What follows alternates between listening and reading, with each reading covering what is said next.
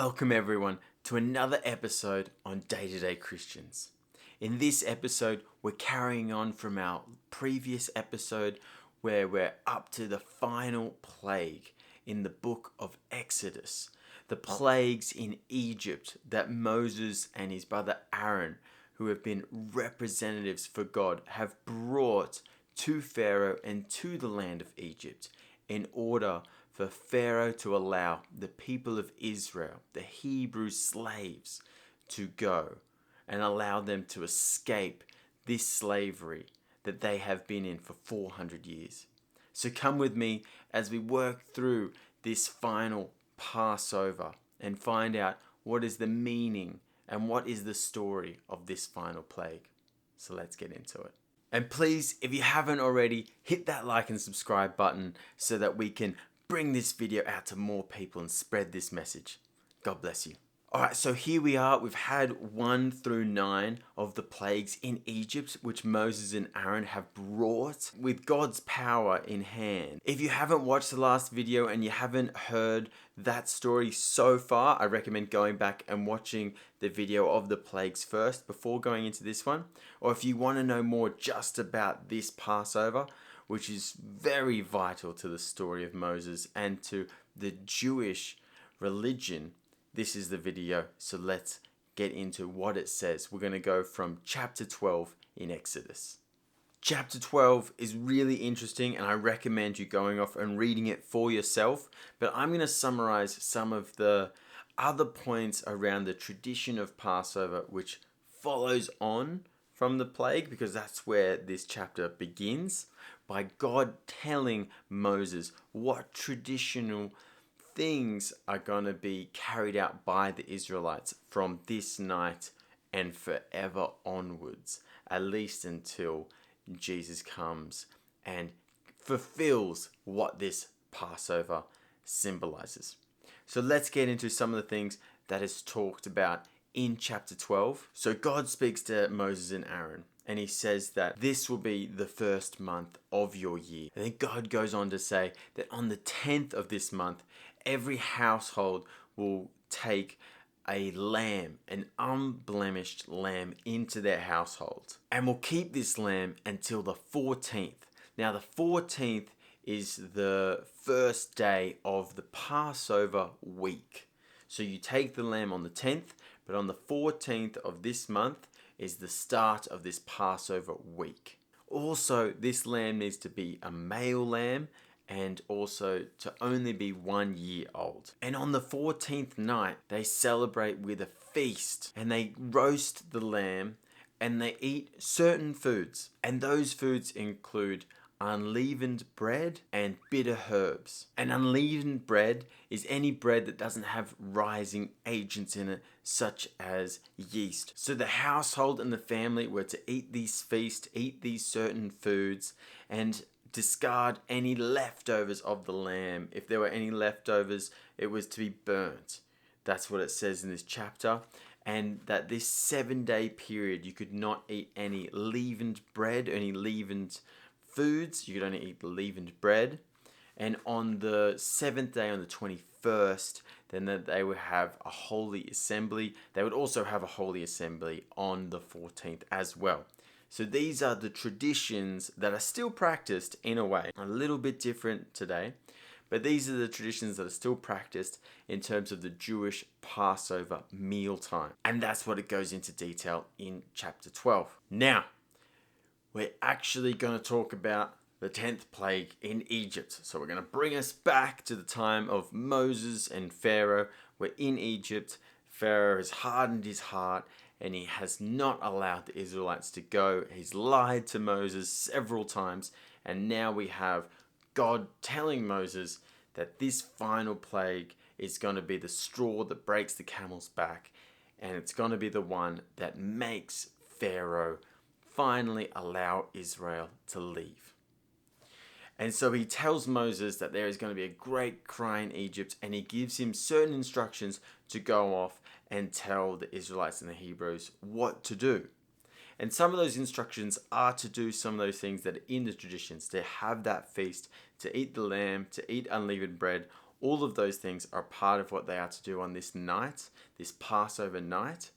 But also, Moses is instructed to go out and tell the elders and all the families to go and kill their lambs and collect the blood from the unblemished 1-year-old male lamb and put the blood on the doorposts of the household. And in this way, when God sends what he calls the destroyer down into Egypt, the destroyer will pass over the household because it will see the blood of the lamb. It will see the sacrifice on the doorposts and will know that a sacrifice has been made to protect the people inside, the whole family, and no firstborns will be killed inside that house, because that is the final plague. This final plague is God bringing down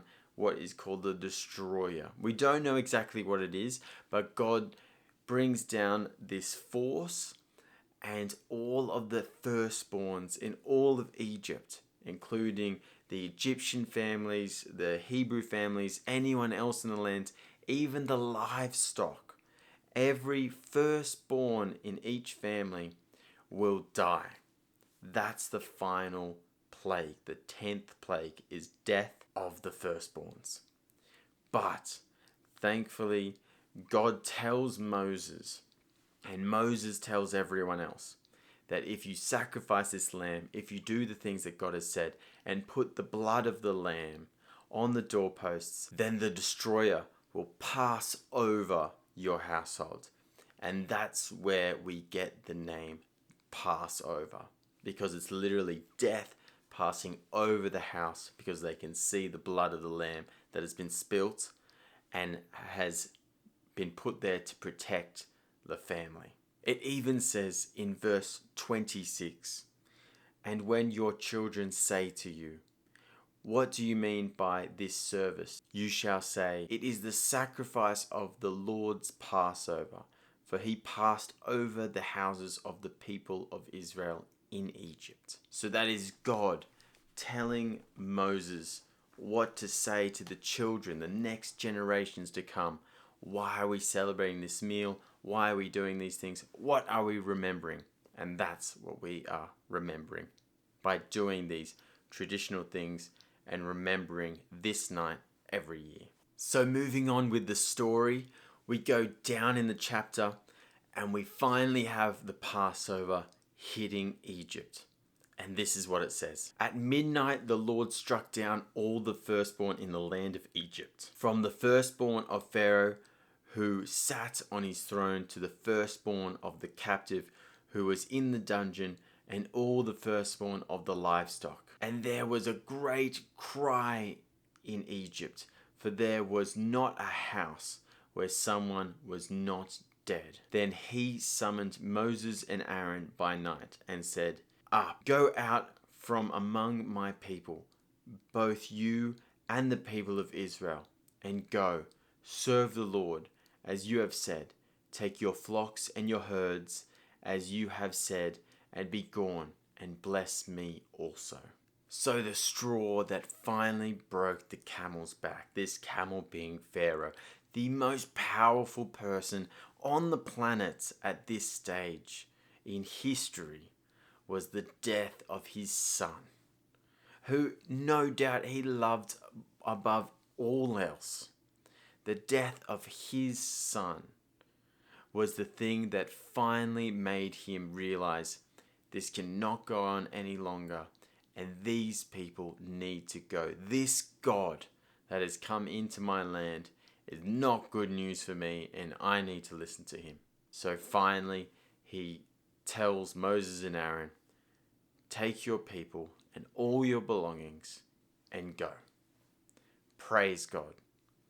We don't relish in the devastation and the death of all of these people on this night, but we praise God that he has delivered these people from the suffering under Pharaoh and the slavery in Egypt.